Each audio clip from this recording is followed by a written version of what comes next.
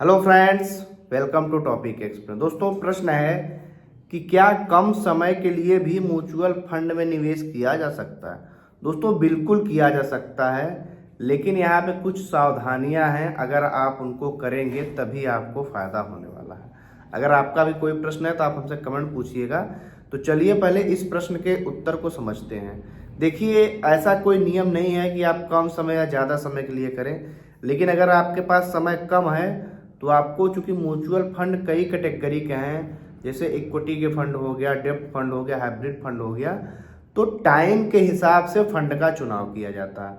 अब देखिए, अगर आपके पास 1 साल तक का समय है तो आप इक्विटी फंड को हाथ नहीं लगाएंगे। क्यों?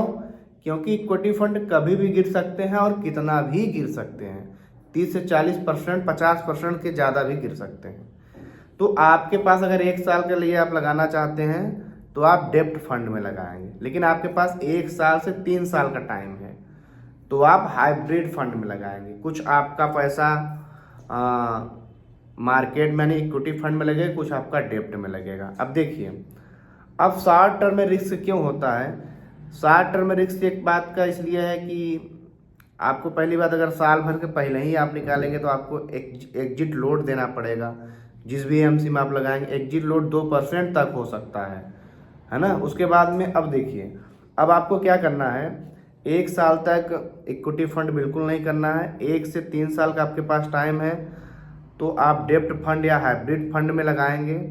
अगर आपके पास 3 से 5 साल का समय है तो आप लगाएंगे, इक्विटी फंड में लगाएंगे, लेकिन आपके पास चूंकि 5 साल से ज़्यादा का समय नहीं है तो आप इक्विटी फंड में भी लार्ज कैप के फंड में लगाएंगे। क्योंकि आपके पास समय कम है, आप स्मॉल कैप और मिड कैप में और फ्लैक्सी कैप में तभी जाएंगे जब आपके पास समय 5 साल से ज़्यादा है।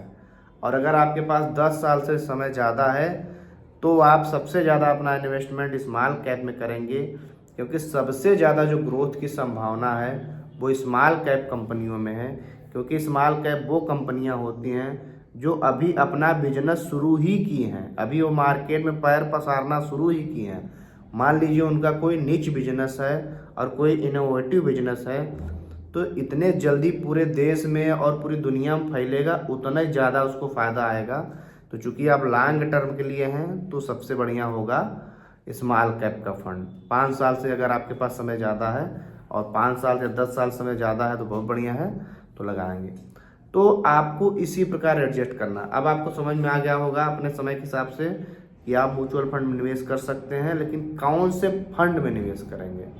समय कम है तो डेप्ट में डालिए, क्योंकि डेप्ट गिरता नहीं है। डेप्ट का रिटर्न लगभग फिक्स होता है, 1 या 2% अप डाउन होता।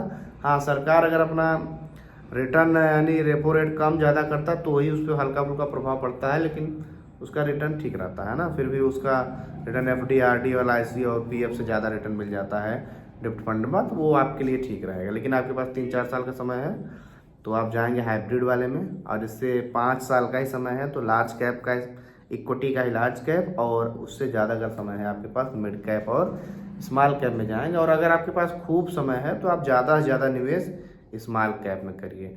और आपका कोई प्रश्न है तो आप हमसे कमेंट पूछिए, उसका जवाब जरूर देंगे। तो चलिए मिलेंगे किसी अगली वीडियो में, तब तक के लिए जय हिंद।